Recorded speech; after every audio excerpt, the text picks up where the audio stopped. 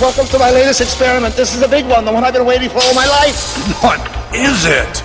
Try to imagine all life as you know it stopping instantaneously and every molecule in your body exploding at the speed of light. Oh my God. The cream will rise to the top, oh yeah. And I am the voice of the voiceless. And there is no one that does it better. The Guy and Harley podcast, streaming all over your face. Perhaps that was the most important part. Can you dig it? Can you dig it? Can you dig it? Pigville on the internet. Remember when we lived in the caves? Remember when we sat in a daze all night staring at the flames, listening to the rain fall down before the television was made? I'm Harley Neville. Welcome along to the Guy and Harley podcast. I'm Guy Pigden. I'm Guy Pizza. This one is live from the dog box, which is where we both are tonight. Where we currently are situated. And we've been placed there by trouble. Better halves. The GFs. Yeah. Isn't it annoying? Strictly speaking, I'm not in the dog box. She's in the dog box. But now I'm in the dog box for putting her in the dog box. You see? Isn't that just the way it is? They'll turn it against you, eh? Like, you can only get so angry before they get angry and then they're angry at you. Yep, for being angry. Inexplicably. For being angry. They're angry. So yeah, that's where we're at tonight. Yep. It's deep trouble. This is a unique episode of the podcast. We've gone out for dinner as a foursome. Yep. Foursome you've got kicked off though. Foursome. So now it's just Guy and I recording a midnight podcast. Yep. While Shelley lies in the bed behind us, angry and enraged. And Angie just through the wall, which I will feel the full force of when this is over. So good, you got something to look forward to. Yeah. Now we. Well, what are we doing? Why are we doing this so late? Well, so it's a unique episode in the sense that we're recording it at an unusual time because tomorrow Guy flies away to the bustling metropolis of Timaru for the next screening of I Survived a Zombie Holocaust, which is happening this Halloween, which is today for you listeners. It is. Big Hollywood screening in Timaru of I Survived a Zombie Holocaust. I'm going down on Saturday morning, very early, and it's gonna be good. I'm excited. I think it's gonna be a really good night. I'm kind of hoping that we're gonna get that sort of small town big star treatment, And to be honest, that's sort of how it's shaping up. Like they've got us a bunch of drinks to have at the special VIP party beforehand, and and they're sort of touting it as the filmmakers themselves are coming along to the screening. Get behind it, Timaru. So yeah, I kind of feel like it's going to be a good night. How many tickets have sold? I haven't actually checked today. Last time I checked was like 63. Right. But it might be a bit more now. But I actually meant to do that tonight. I meant to share it again and say, hey guys, you can only buy tickets online, and I think there's only 1 or 2 days left before the ticket sales are. You can't buy tickets on the night to the screening. So basically, it's a stupid design. It's because very poorly designed. Tug is this cinema on demand thing that we're using, right? Where basically anybody can request a screening of I Survived a Zombie Holocaust or a number of other films, and what happens is the person that organises it has to sell a minimum amount of tickets, and once they've done that, the screening gets confirmed, and then they take away 5% sort of a commission. And this, whatever the movie is screened at a cinema where they are based. Yeah. So set up in Timaru, they start a tag screening, they sell 55 tickets, great. Now you're seeing Zombie Holocaust or whatever film it is in a cinema. Yeah. And which all that is great in principle. It's this pre-buying thing that's the problem. Because I understand the principle of having to sell a certain amount of tickets because it has to be financially viable for Tug to do. Yeah. So that all makes sense. And that's great for one option. And you should, so to pre-sell a certain amount of tickets, that's a necessity. But to also not have the door sales... Yeah, to have the ticket sales stop like the day before, it just doesn't make any sense because so many people are going to be like, hey, what are you doing tonight? It's Halloween. And they're going to go, oh, I'm going along to the screening of a film. Why don't you come? And they go, oh, I can't. Yeah, you go, sorry, can't do that. Yeah. And also, we as New Zealanders are not big on pre-planning. We're not big on forward thinking. We don't really like to sort of, chart out the weekend or so far in advance. I feel like we're very kind of go with the flow types of people a lot of the time. So, it's not really, it's certainly not, I don't know many people that book movie tickets in advance. Yeah, well, I mean, it's certainly something I would never do apart from in this Tug situation. Now, the thing is with Tug is that I do think it's really cool. It's kind of community cinema. You can just request it, and as a result of Tug, we've had a whole bunch more cinema screenings. And if you're anywhere in New Zealand listening right now, you can organise to have a Tug screening.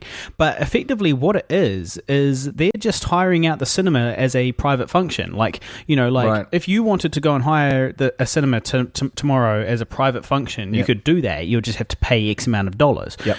Which is what the pre-sales do. So essentially, they trick somebody into getting this amount of pre-sales, and then they say, okay, we've got this pre-sales, therefore we will pay the fee to hire a cinema for a private function, and take the rest as profit. and we'll take the rest as profit, minus 5%. Yeah. And it's taking advantage of people's innate laziness. well, yeah. I mean, there's a business model there, and that's good. That's good for them. But that's I think that's why you can't buy tickets on the night.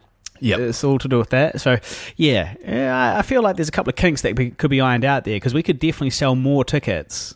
Yeah, if it was available on the night. Yeah, or there's also that I guess that sort of idea is that no one really knows that they can book out a cinema themselves. They don't understand that there's a thing they can do. Yeah, and then you go, oh, it's through. When it's through someone, you feel like somehow that someone is doing something. Yeah.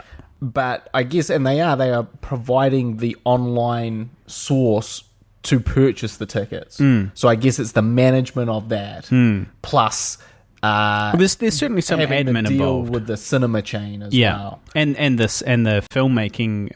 The distributors of the films striking and so a deal. on. I'd love to know what that deal was. Yeah, well, I'd love to know how much money we as in we, the production I Survived a Zombie Holocaust or Zombie Holocaust Limited. I want to know how much. Box office actually gross? Get from a Tug screening of 63 tickets being sold, each one for $16 each, minus 5% for the person who organised it, minus whatever massive proportion Tug are taking. Like, do we actually even get any of that, or do we just get a flat fee at the very beginning to be on their books of available films? I suspect it's probably just that. I'm not sure. They'll give us $1,000 at the beginning and then use the film, as content. Well, hopefully like Netflix. Our next sales report, which is due in, I think, maybe February, it's a little way away, may advise us of this. I'll be very excited to hear how it's doing in Germany because a lot of the stuff I've seen online has actually been of German origin, and a lot of it is quite positive seeming. So, I'm not sure whether we get that statement, unfortunately. Right. I'm not sure who finds that out. Right. But it's not us. Right. See, the power's all not in the right hands. So it's a full moon, pretty much. I think it was yesterday. It's Halloween. That must be why we're in trouble with these women. Witches. These were women. Witches, I was saying. Well, witches don't come out on the full moon, but witches are women do. Magical, and they do stuff on Halloween as well. Right, yeah. The witching hour. Yeah, that's midnight. Which it is midnight. Yeah. Yeah, all good. So anyway, it's Halloween. What do you got for us? Because I don't have anything today. I've got nothing. Well, don't tell them that this early. Oh, okay. Tell them you've got heaps of exciting things planned for the rest of the show, and they should stay tuned. I've done 0% thought for this one. Normally, I'm thinking of things through the week. I've got a whole bunch of topics lined up. No news. Nothing's really happened this week. Okay, well, look. We have... firstly, last week, you kind of sprung it on me, this happiness thing. You were like, oh... What are you happy about? I'm happy about this. And you were like, shit, dog, you put me on the spot. I can't think of anything off the top of my head. So I went away and I wrote a rant about happiness. Oh, here we go. Now, it's a little bit rambling, but you'll just have to get through it. Okay? So, here's what I wrote. Millions of people want it, and I have it. People go their entire lives searching for it, and I have it. Books have been sold and seminars filled trying to help people find it.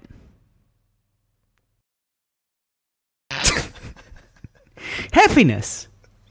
I'm not bragging, but I'm happy. Money. I'm richer than 90% of people on Earth. I'm not the 99%, I'm the 10%. Love. I'm in a caring relationship with a beautiful woman. Or I was until about an hour ago. You go, that one's a little redundant now, but moving on. Creativity. I have a best friend, and he and I have been making films together for 16 years. I think I've found the secret to happiness. There is no one secret. That's the secret. This is great. I used to think that one factor or another would change my life. Like, if I could get on Shortland Street, my life would be perfect. Or, God, I wish I had head hair. Now I see that happiness is a mentality. It comes from looking at our lives, assessing them bluntly, and then taking pleasure from working to improve the things that we deem to be truly important. Now, I could end it there, which is, but I've got another paragraph. Okay, but I'm just gonna throw in there. That's probably a stronger place to end, but I'm gonna chuck this in there too. That was a great place to end. That was a great place to end. I'm just gonna ruin it. So some people think that to be content, they need to buy a house and fill it with content. I disagree. I think that things are the last things we need.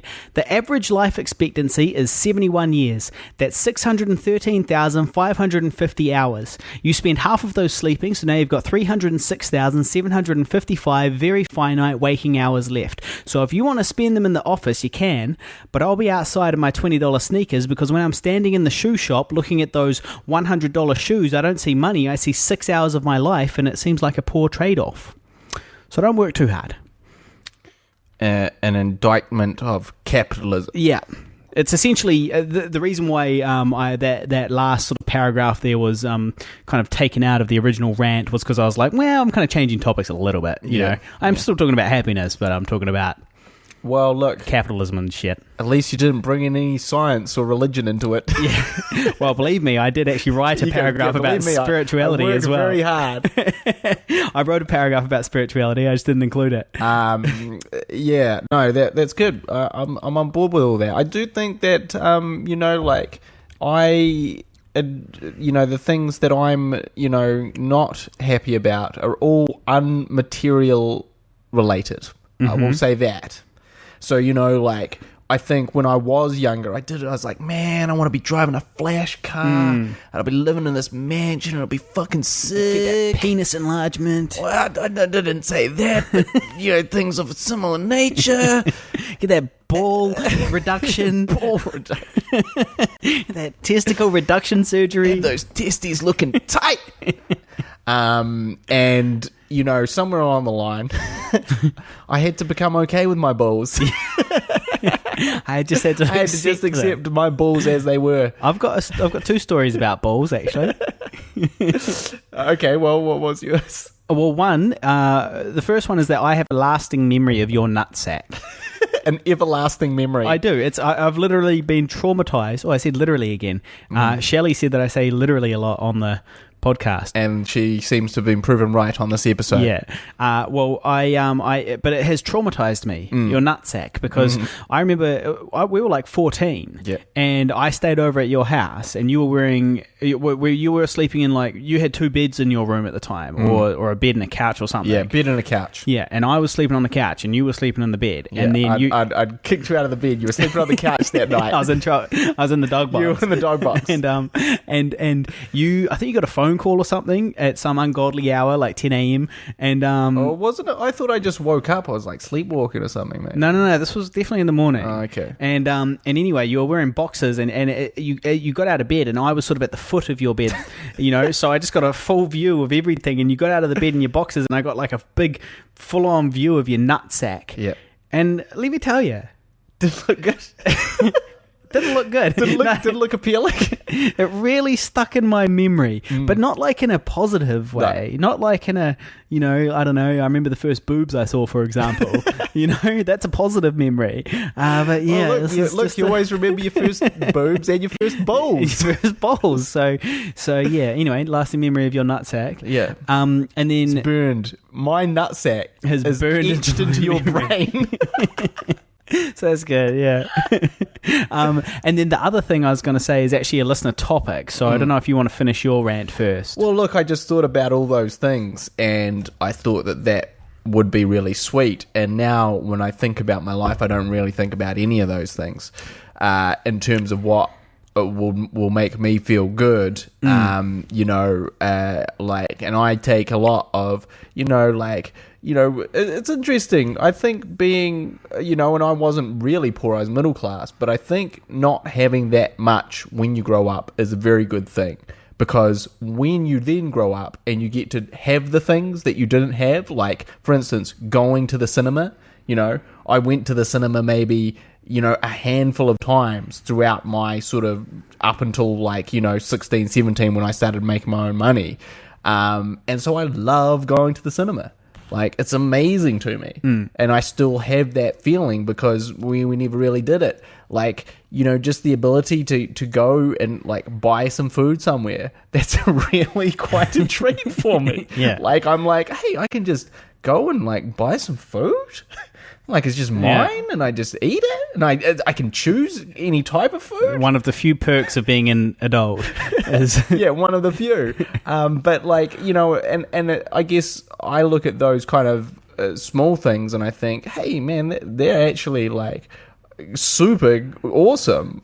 I don't know if any kind of elation I can get from if I drove to the cinema or I owned a cinema in my house would give me that same type of feeling. I don't know. I imagine it would feel quite good, to be honest, just quietly. Well, wouldn't you just get used to it? I feel like you get used to it. So, the first time you're like, whoa, dude, we got our own cinema. And then, maybe two things in, you're like, oh, this sounds a bit shitty in our cinema. I wish we had better sound in our cinema. Well, that's the thing. You're never really content, are you? You always want something else. This is why, there's the suicide rate in Beverly Hills is just as high as it is everywhere else. It's, money doesn't make you happy, and things don't make you happy. It's all about but it's also what you're going on up top. And the people, your friends. Yeah. Who you get to talk to and associate with. I think they have a big effect on you and cannot be underestimated.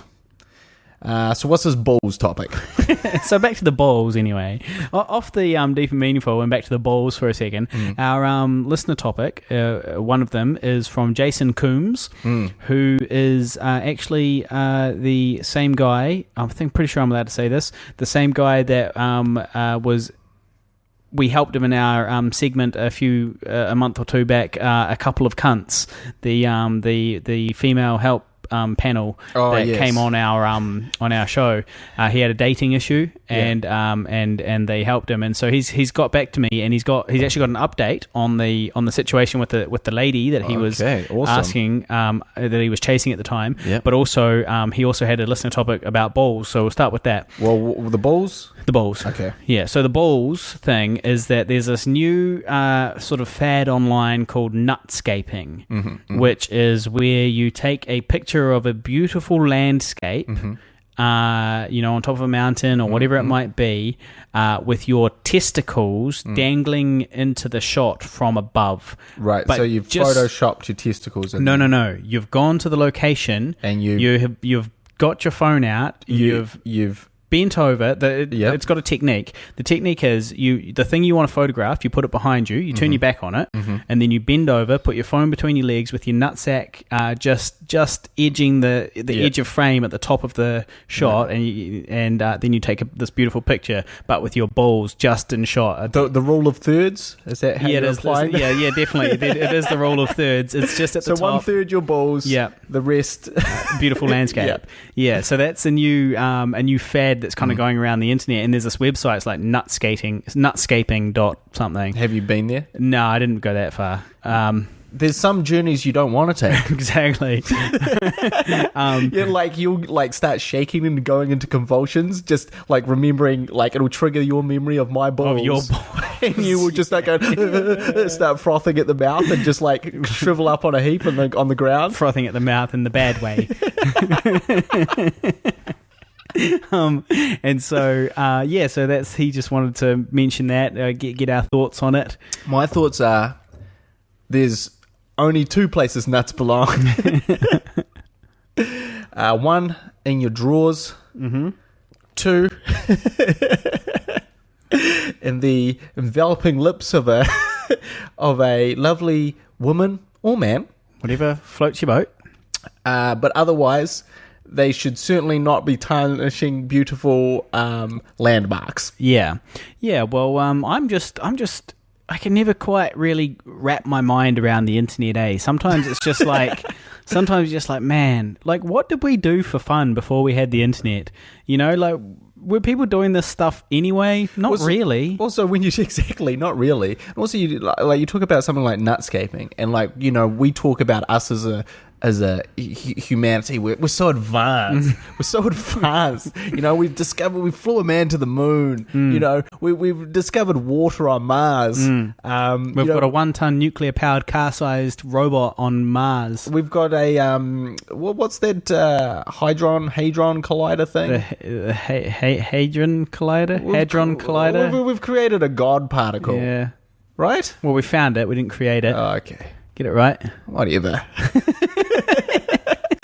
The fact is, we're doing these amazing stuff, and you think that you would go back in time and you'd be like, so check out all this stuff, and they go, whoa, but then you go, oh yeah, and we also do this thing called nutscaping. Yeah, where we just dangle our balls in front of things and take photos, and then suddenly we're not really so advanced. Well, suddenly you realise that caveman era stuff. Well, we are just a bunch of monkeys with too much technology. Yeah. Like, it's actually pretty terrifying if you consider this, right? 100 years ago, 1915, the principal means of getting around Earth was horses and feet. Yeah. Right? And then 100 years later... Yep. We have a 1-ton nuclear-powered robot exploring Mars. We've got nuclear bombs capable of, sterilizing the planet. Mm-hmm. And yet we really are the same monkeys that were running around. We've been anatomically modern for 200,000 years, they reckon. We've been, modern humans for about 200,000 years. But, we're the same. Only now we have all this technology that can just wipe out, the entire planet.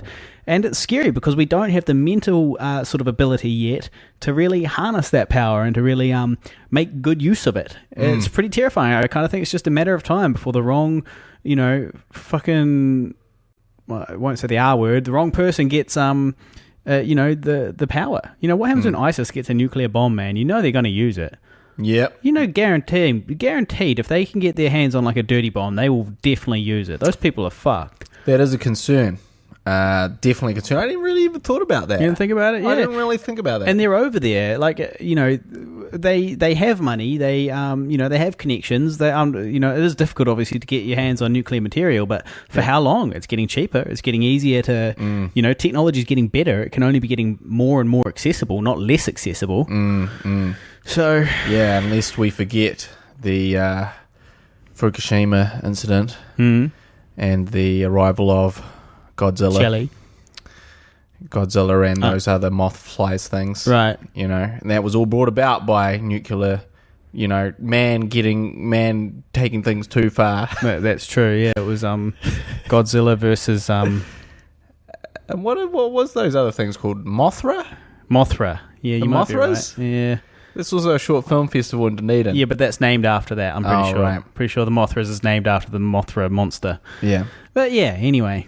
Well, look, what's that saying about it's man's nature to try and reach and exceed his grasp or something like that? Right. Nutsack photography. Mm-hmm. We've made it. We've exceeded our grasp of our nutsacks, and they are now dangling into photos. Yeah. So good. That's good. That's a good Thank you, topic, James. James, thank you. We probably will not be participating as a highly evolved members of Society of the species. Yeah. So now, with regards to so last time the situation with Jason was that there was a girl he liked. They had slept together once. Yep. And then she kind of had given him the old lead on, but not really keen, and kind of hung out and sort of, led him along a bit, but nothing ever really came of it. And he sort of poured his heart out to her and said, told her what's going on. Sort of been friend zoning him, but kind of mixing him up, mixing up the signals. Friend zone, but not really friend zone. Yeah, like back up. We deduced, our advice and also the advice of our expert panel of females was that he was the backup dick. For one day, and basically our advice was to move on, and but also maybe to kind of ignore her for a while might be a good one. And so he's written here, "Hey, update! I followed all of your advice." What? Wait, what? Good. You listened to a couple of idiots on the fucking internet? Let's hope that last episode, Jeremy also divorced his wife. Yeah, well, he might have. So, hey, I followed all of your advice, but I think you, Harley, get the real win on this one. Oh, what? Yeah, so clearly it was my piece of advice that really stuck with him. I thought mine was the most pertinent. And so he said, I stopped pursuing her entirely, but still saw her now and then since we live in the same area and have mutual friends. Keep it casual. I like it. She starts texting me now and then, kind of nudging me here and there, which I didn't respond to much. Nice. Good work, bro. Leading up to last night, when she texts me late and invites me over, wine, Netflix. Oh shit, Netflix. Slide dog. Spent the night. She's not looking for a relationship, and I'm not as into her as I once was. So now I think we might have a good friends with benefits thing going on here. So look, mate. Yeah. Best of both worlds. Yeah. She was you were a recommended title on her Netflix. Oh, Netflix references. Yeah. All right. Good. Good work, Jason. She was a free download. Or something. Well played, sir. Well played. Yeah. So good, mate. I'm happy for you. We're happy for you. We're happy to be here, and we're happy to help. Now we do have another fella here. His name is William Dass. Now, he posted a status the other day. Now, I've never met this fella. He lives in America. And he says, I have two things for your attention. Now, this is not to me. This is a status update. First, Deathgasm is a ton of metalhead demonic fun. Now, Deathgasm, for all you guys out there that don't know, is the latest New Zealand zombie film to come out, and they're not zombies; they're demons. Yeah, and it's kind of a horror comedy, and it even has some of the same cast as I Survived a Zombie Holocaust, our groundbreaking film. So anyway. Deathgasm's a ton of metalhead demonic fun, but I Survived a Zombie Holocaust is still better if you love horror. If you love horror comedy, watch them both. It'll cost you about $10 or so, but you'll be supporting small budget indie filmmakers. So good. He gave us a plug there, and he prefers I Survived a Zombie Holocaust. Now, I'm going to continue on here because it's still relevant, which is second. Bone Tomahawk is a horror western and possibly my favorite film this year. If you haven't seen it and you like western horror flicks or Kurt Russell, go immediately to your television and watch this movie. It is oh so good. Now, I thought that was relevant because you watched that last night. I did watch Bone Tomahawk. So first up, what's this guy's name? William Dass. William. Thank you very much, sir. And he's actually he does actually continue on here a little bit later. I sort of had a couple of conversations with him. He goes, for what it's worth, you can tell Guy that for Billy Dass, occasional film watcher in mid-sized town USA, Deathgasm will always be a number 2 to the number 1 I Survived a Zombie Holocaust. Billy, you can't see me on the podcast, but I'm crying right now. Okay, there's tears streaming down my face. This is all I've ever wanted in life. This is all I wanted to hear. This is all I've ever hoped for. So thank you very much. That's very kind words, and I really appreciate that. That is fantastic. I also agree with him about Bone Tomahawk. Great film. We watched it yesterday. Bone Tomahawk. Kurt Russell is great, and it is a Western. It's less horror in that it's more basically that it's a Western, right? But they come up against these cannibals. Right. Or we don't even know if they're cannibals, just these, I guess what you would define as savages, weird savages. So, but people have been kind of classing it as a horror, and I'm not sure. To me, it feels like a Western, but just kind of skewed in a weird way, because most Westerns, they come up just against Indians if they're going to come up against anything, but these aren't Indians. These are like a trippy, like fucked up inbred tribe of crazies. But it was very good. Kurt Russell was very good, and in fact, I do have a little bit of intel. Okay. No, there's no spoilers here. No right? spoilers. Okay. But the director is the writer-director, and he basically, this is his first film that he's directed. I can't remember his name. It's Stephen or Steve. How is it S that something. his first film he directs is a Kurt Russell film? Well, I'll tell you. He started off as a director of photography, and apparently he was a DOP on a lot of micro-budget sort of indie films. And then kind of lost the love for doing that. One, because he said, like, no matter how good you made those things look, and he made, films look like $1 million, it didn't really matter because the scripts kind of sucked. And he said it, and that's what he slowly began to learn, is like, no matter how he would frame or dress these things up, the problem was still that the scripts were shit. And so nothing could fix that. Which is a very good point for, sort of aspiring filmmakers, is that your number one fundamental thing is you have to have an awesome script. Because you can only fuck it up from there. Even if you do a great job, you'll probably fuck it up a little bit.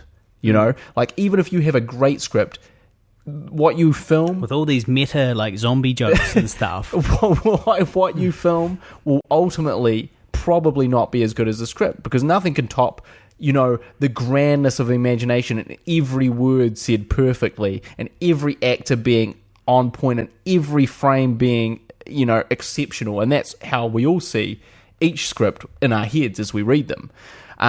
But, you give yourself the best chance of success with a solid script, and it is certainly something that is constantly overlooked. And he was saying that, so, there was that one issue. The second issue was that he used to like shooting on film, and obviously there is no more shooting on film, really. As a general rule, of course, when you get into bigger budget stuff, they still do it a little bit, but, that was part of his love of sort of camera and photography. So when that all dried up, he kind of got disinterested in it, and he was also writing. He's writing all this time, and it turns out that he is a prolific writer. He writes a script a month.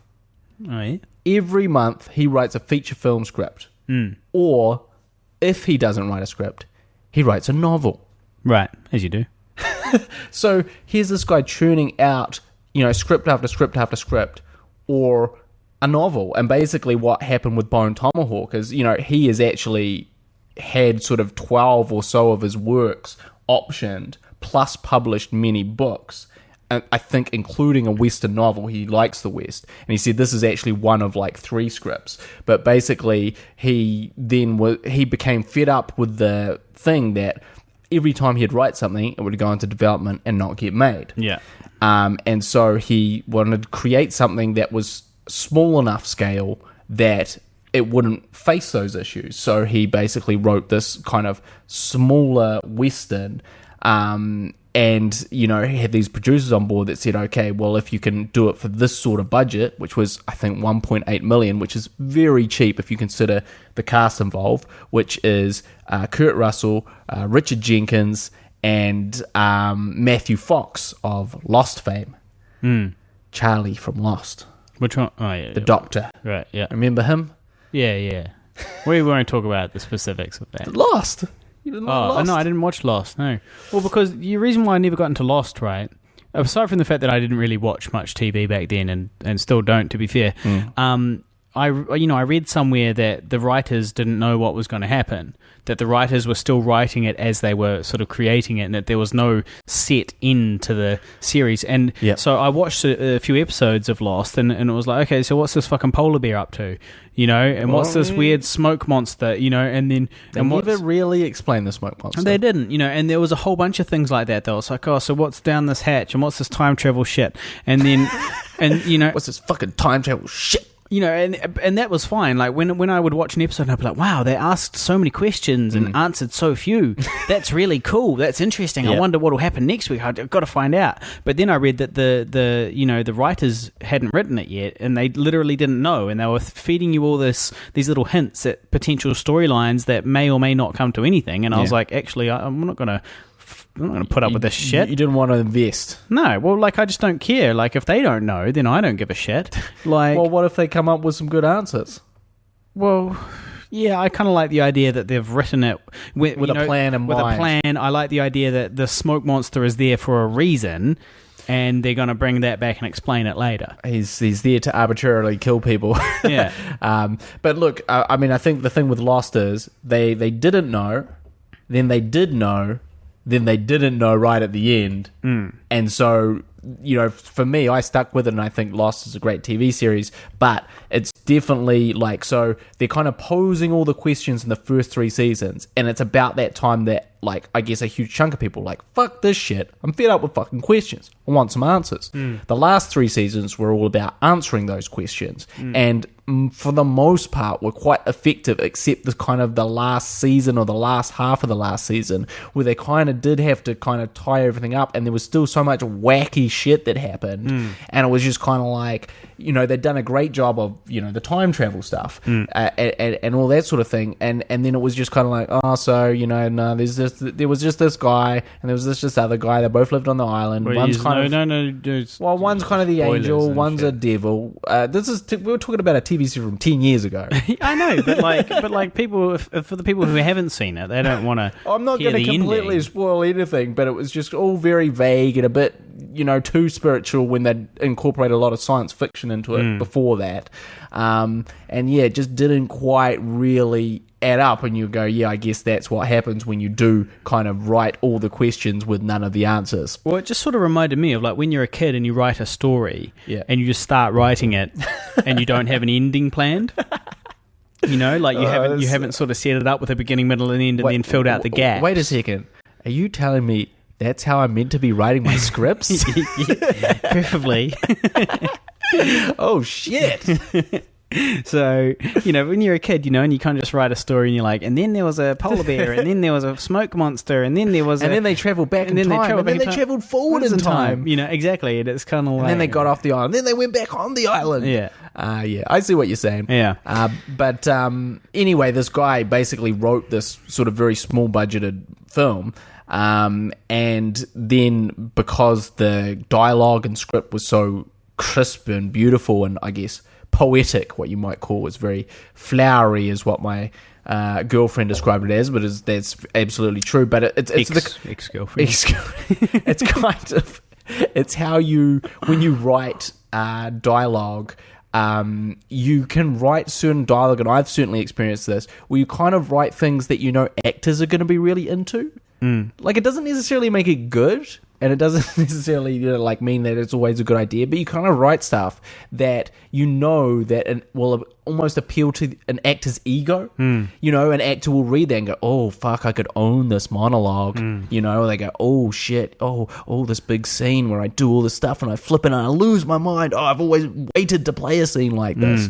And so when you sort of write those scenes, you'll tend to attract good actors because drawn to it by ego, and also I guess in a way the opportunity to show off a little bit, which is what all actors are doing to some degree or another. And so I think that's what attracted all these great people to the script, which is very, very cool, but maybe a little bit over the top, but in a good way, and in a way that allows all these great actors to excel. But great film, very disturbing, highly recommend Bone Tomahawk. All right, cool.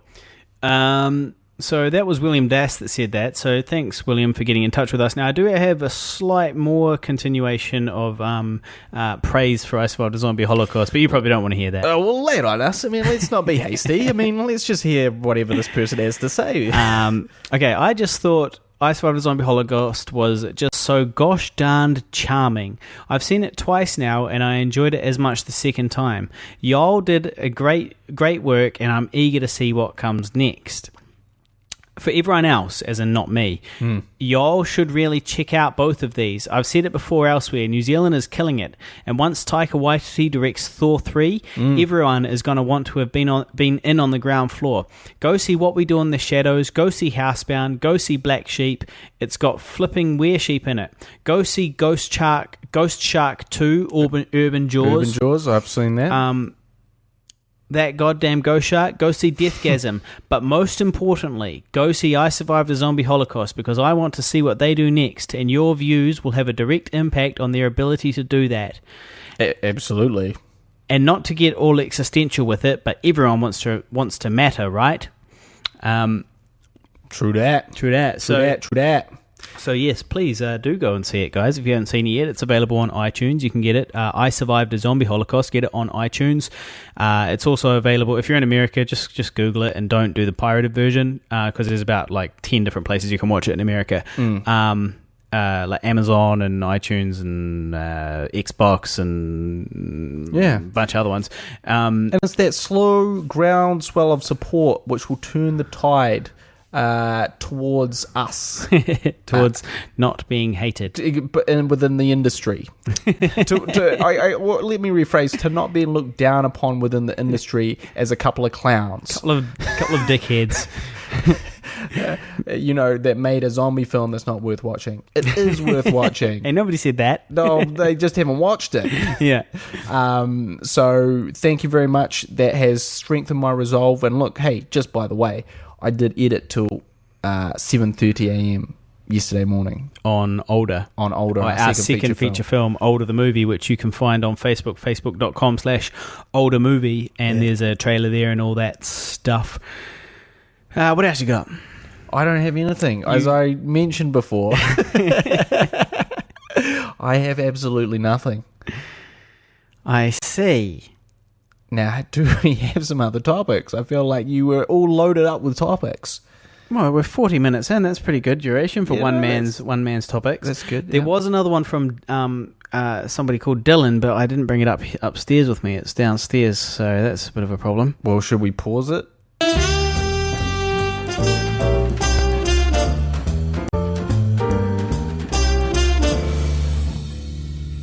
We're back. And we're back.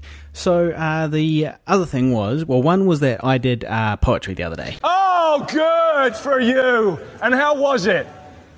I hope it was fucking good, because it's useless now, isn't it?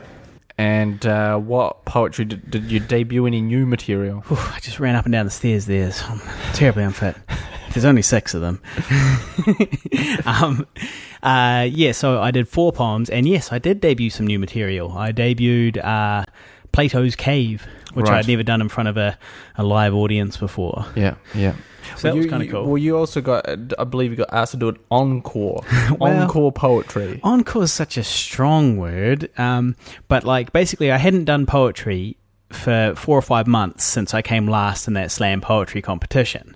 It's really knocked my confidence. It kind of almost ended your slam poetry career, shall we say. Hey, can you not say slam poetry with a smirk, please? Can you say slam poetry with a straight face?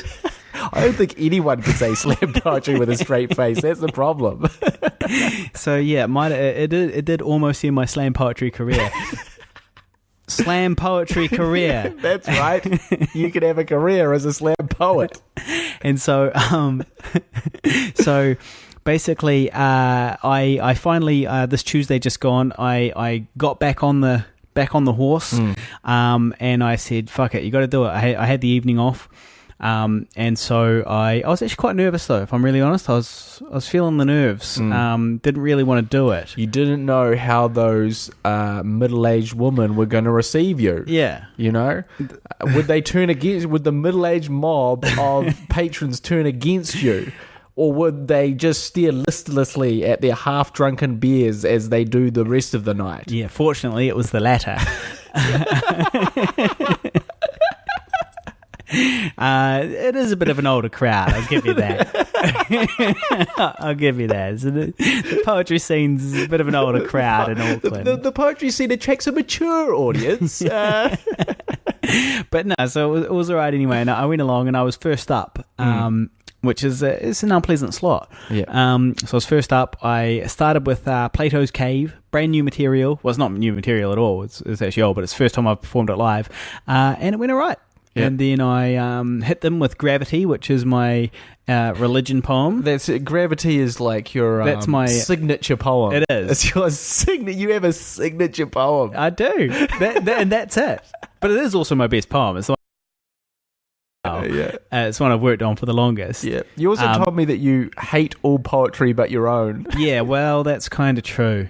So how are we meant to take your poetry given your stance on poetry? Well, it's just that my poetry, I feel, is the best poetry in the world. Best poetry in the world. It is literally, literally the best poetry in the world. In the world. But also, here's what I like about my poems, is that they're not too airy-fairy and open to interpretation. They're telling a story. They've got a point and a beginning, middle, and end, and you know, you tell it how it is. I like that, you know. But so anyway, that went well, and then I sat down. But there wasn't that. It was quite a quiet poetry night this time. Sometimes it's quite busy, and this particular time it was not.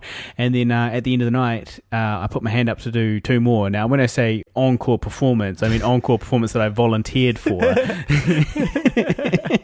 And so I got up and did that they begrudgingly accepted because they had no one else. No, they were willing. They were quite enthusiastic. I had 4 different people shake my hand and tell me it was good. My performance was good. 4 different handshakes. 4 different old people. No, they weren't all old.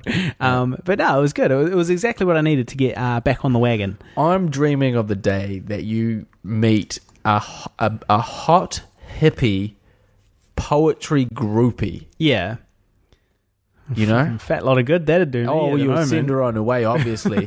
But I just imagine that time where it's this, you know, this beautiful young woman with bare feet and tatty clothes that haven't been washed in many months shakes your hand. Wishing she was shaking something else. And says, oh man, tell me your inspiration and blah, blah, blah. What about that guy? I don't know if we talked about this on the podcast before, but there was a guy at one of your poetry. He was like one of these hippies, right? I don't think he was wearing shoes. I'm pretty sure he had dreads. May have been wearing a beanie. Classic hippie. Classic hippie that you don't really want in your establishment because they're so poor they're not going to buy anything. Yeah. And, you know, obviously, you know, a slight weird quote unquote natural odor to them. Yeah. Which is just BO. Natural is just BO, okay? Yeah. That's what natural is, all right? You fucking hippies, you just gotta wear deodorant. So anyway, there's this guy and he pulled out like a sandwich that he'd taken a sandwich. Didn't he have a paper bag, a brown paper bag, and he'd like, it might have even been more than one thing. Didn't he have like it was like a packed lunch. The guy brought a packed lunch to the pub. I think he had like slices of cucumber as well. It was a sliced cucumber, like his mum had sliced them up for him. Stella, if you can hear that, Stella, our dog sleep barking, sleep dreams. Sleep dreams. That's good. But yes, sliced cucumber. So yeah, that was the type of audience. Yeah, he was definitely there. But you know, good. Good for him. Good for him supporting the poetry scene. And well, wouldn't he be supporting if he actually bought something? Well, or does it just as attendance constitute? Yeah, for sure. Audience members are very important. Yeah. Okay. So on a poetry night on a Tuesday, with his frown, his scowl of disdain in the evening for this corporate greed of beer buying. And then so I did lunch. I did 2 more poems at the end.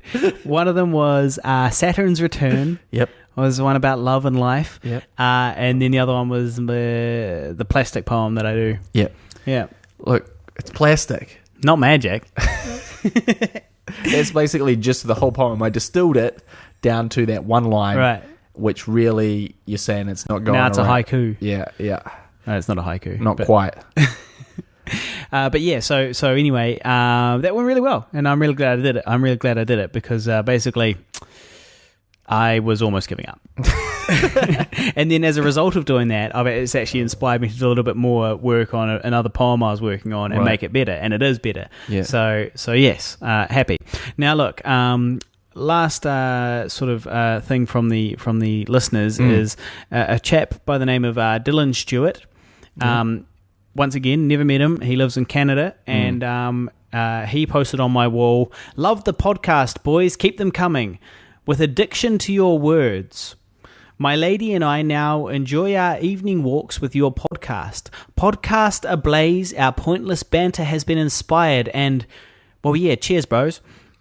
Right. So they go walking in the evening together up in Whistler in Canada. Which I understand is a very Fucking cold place. beautiful place, though. Yeah. Remote. Yeah, well, Beautiful, chilly place. Well, that's actually relevant because I said to them, well, how do you both listen to it at the same time? You got some sort of speaker system going on that you'll go walking with. You were interested in the practicalities I of was, this the comment. technicalities of it all. Yeah. And he was like, no, it's just on the iPhone, but we're so far away into the in the the wilderness, and, away from the traffic and all that stuff that it's fine. You can just completely audible. hear it exactly. And I thought that sounds like a paradise. It does. And isn't that magic? Just a man and his partner walking through the wilderness and just listening to our dulcet tones. These fucking dickheads from New Zealand talking about like all sorts of Nutsack landscaping. nutsacks. Yeah. So look, thanks so much, Dylan, for listening, and to your lovely partner as well. Thank you for listening. Yeah, thank you very much. That's really nice to hear. And maybe this is what I'm going to start debuting is we'll listen to when I go out with Shelley, we'll listen to podcasts, and that will mean that we don't have to talk to each other anymore, and then we won't have these arguments. Yeah, that's what you need. So put on. Look, this is a great solution. If you're having relationship troubles, or if not, either way, just put on the Guy and Harley podcast. Mm-hmm. Just listen to that. Go for a walk. Just go for a stroll because, It'll probably be the walking that helps you. Yeah, well, but we're having a laugh. We're having a good time. Suddenly you're having a laugh and a good time. Suddenly we're all having a laugh and a good time. Communally. I will also say I have been a little bit disturbed to notice there's been a bit of a downward trend on this podcast.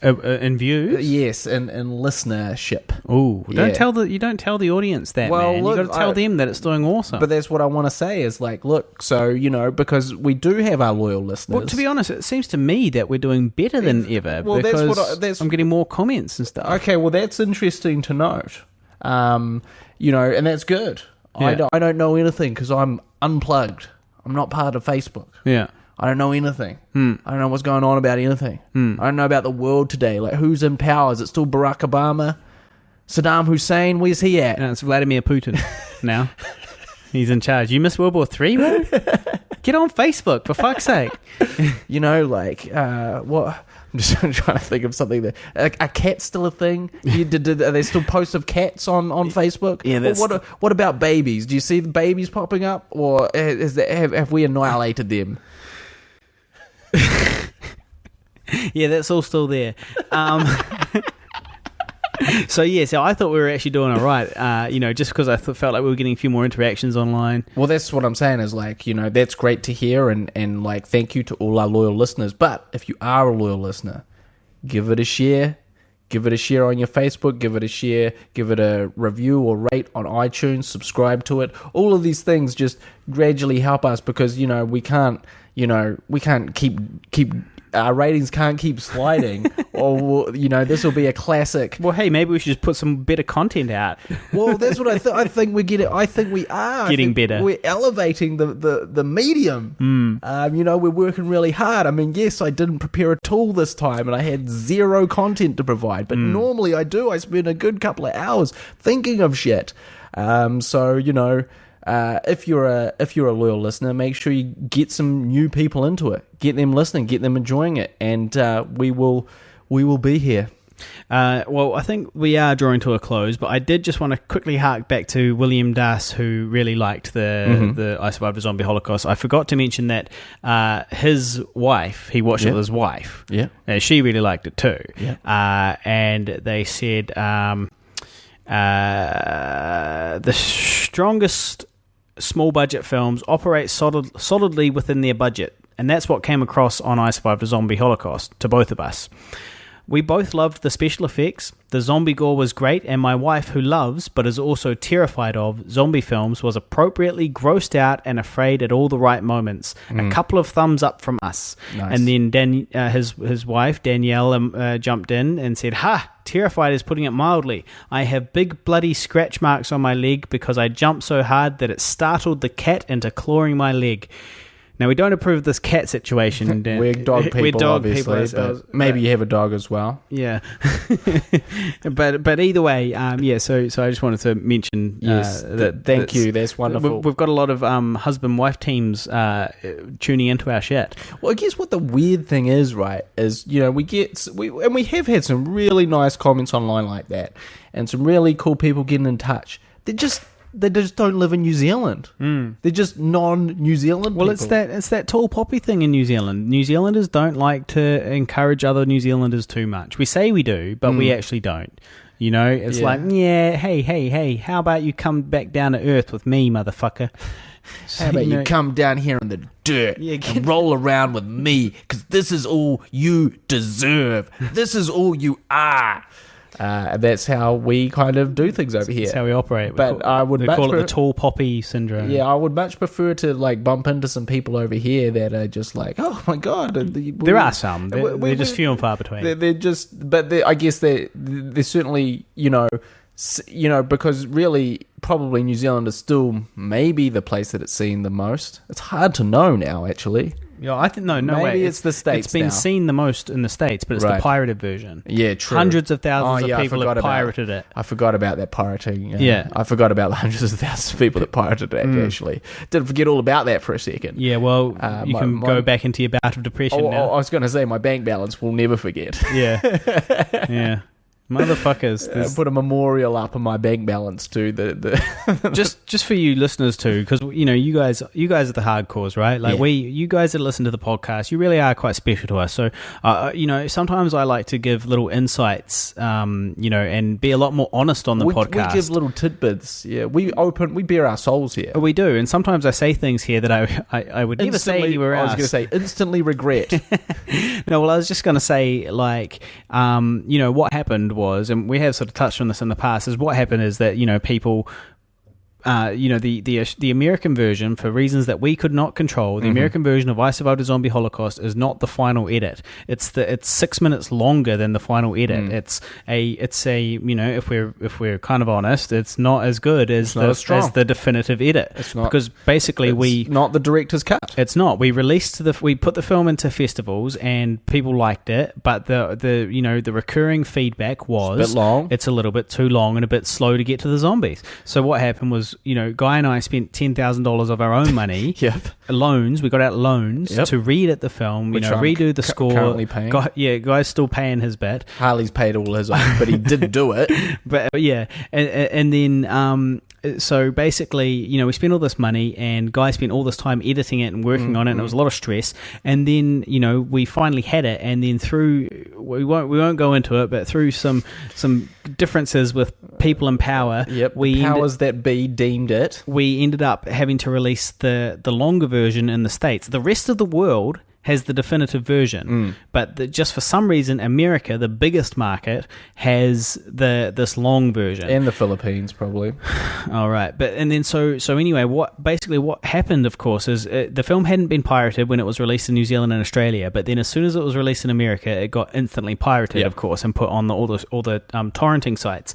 But of course, the version that's on the torrenting sites is the 6 minute long version. It's not the best version, and so what's happened now is hundreds of thousands of people have downloaded what is effectively the crapper edit of our film and watched it. And, you know, a lot of the feedback online is, oh, it's too long. No, it takes too long to get to the zombies at the beginning. It's like, yeah, well, you pirate motherfucker, you're watching the wrong version. You goddamn pirates. You motherfucker. You know, and then what makes it really bad, though, is that these same people who pirate our fucking film and then bitch about it online, they go onto IMDb and give it a pissy rating. Yes. You know, but they're not watching the right version of it anyway. We're not getting what's known as a fair shake. Exactly. So that's kind of the situation with the zombie film. You know, and that's the thing is, like, you know, to give a bit of backstory on that edit, you know, that edit had sort of been locked in for 2 years. So before there was any music, before there was any visual effects, before there was anything, we'd kind of put this edit together and then kind of tried to get through all those things. And in that time, obviously, you have more perspective. You get to walk away from something.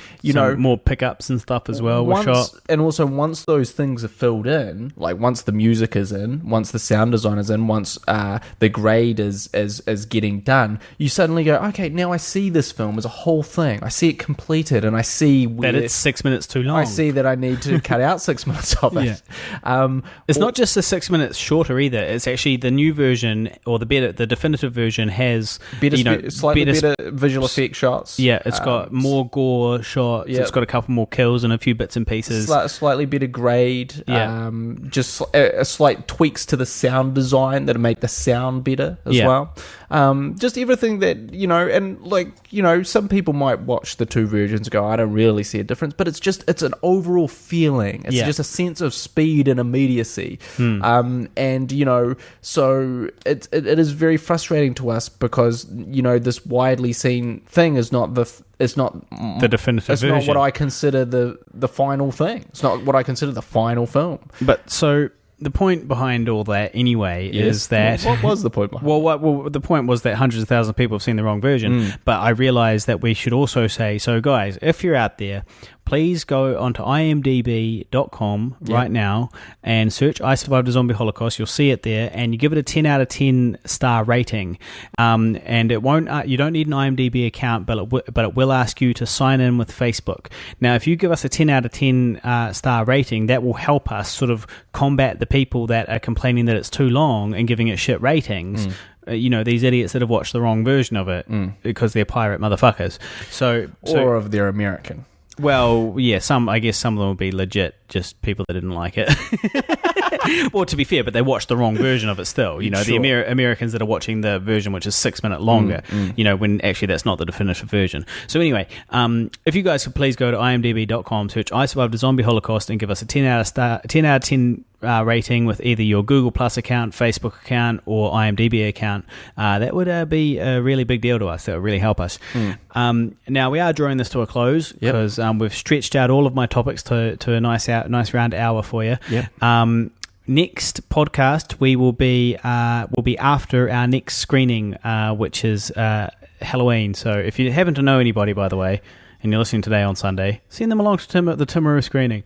But yeah, please give us a good rating on iTunes. Please give I Survived a Zombie Holocaust a good rating on IMDb. And thank you very much for listening. And thank you to all those kind commenters that were so nice about the film. And that gives me a lot of pleasure and satisfaction. Thank you.